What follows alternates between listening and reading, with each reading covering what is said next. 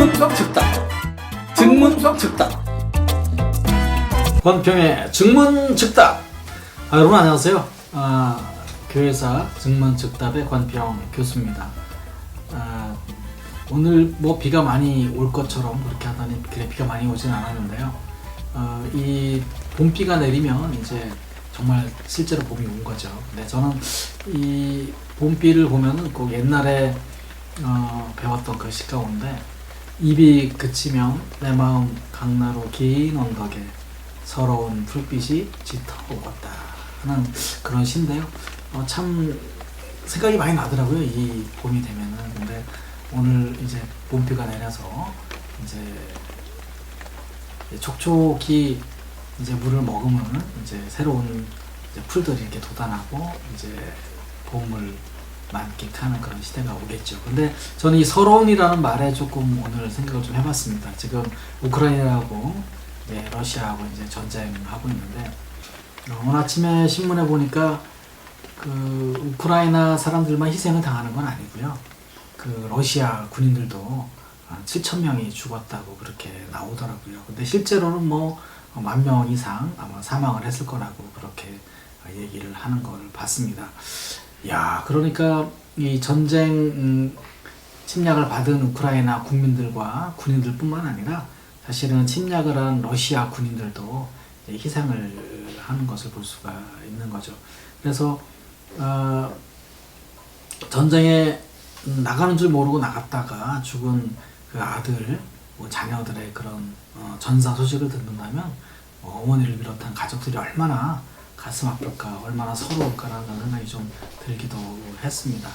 사실 전쟁이라는 건 얼마나 힘든 거죠. 사실 우크라이나에서는요, 우리나라를 굉장히 좋아합니다. 그래가지고 그 우크라이나에서는 우리나라를 본받자는 그런 운동도 그런 광고도 할 정도라고 하더라고요.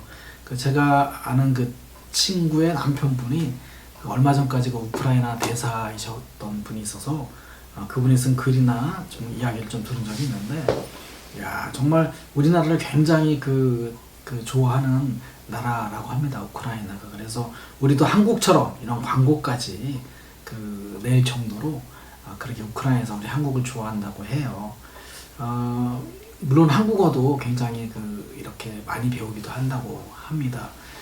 그런데 그러니까 지금 전쟁 가운데 있고 뭐 미국이나 서방이나 이렇게 도와주겠다고 하지만 그 도움이라고 하는 게 한계가 있잖아요. 그래서 결국은 자강 스스로 강하지 않으면 나라라고 하는 게 존립하기가 어렵겠구나라는 그런 생각을 다시 한번 하게 됩니다.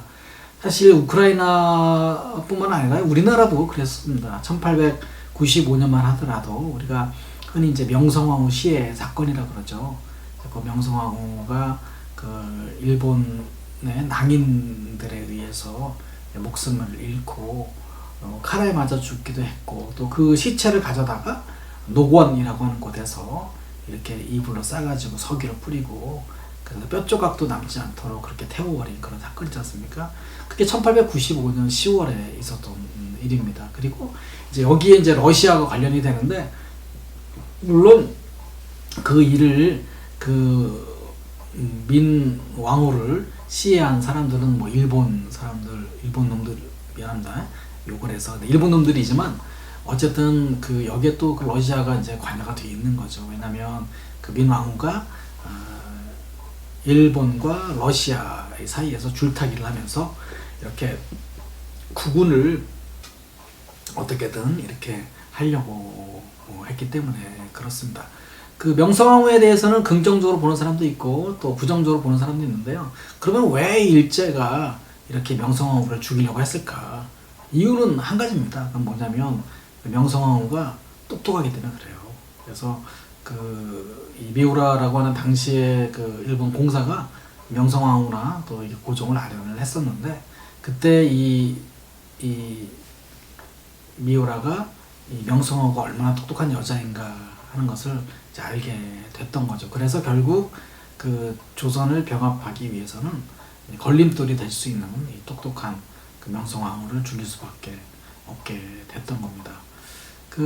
뭐 어떻게 똑똑한 걸 알게 됐을까? 뭐 그거는 뭐 뭐라고 말하기는 어렵지만은 이 자기가 하는 말의 규모를 아는 거죠. 그래서 명성황후가 뭘 얘기를 할 때마다 첫 번째, 두 번째, 세 번째 이런 식으로 자기가 말하려고 하는 그거를 이렇게 딱딱 바운더리를 만들어 가지고 이렇게 했다는 그런 얘기가 있죠. 그래서 정말 똑똑했던 것 같습니다. 그래서 밀려오는 외세 가운데에서 어떻게 하면 이 나라를 이렇게 좀 유지를 할 것인가, 살아남을 것인가 하는 그런 고민을 많이 했었던 것 같습니다. 우크라이나도 사실은 유럽과 그다음에 러시아 사이에서 틈바구니에서 자기의 살 길을 지금 찾기 위해서 굉장히 노력하고 있었는데 어쨌든 국제사회에서 많이 도와준다고는 하지만 그래도 한계가 있을 수밖에 없는 거죠. 결국은 자기 스스로 이렇게 들고 일어날 수밖에 없었던 겁니다.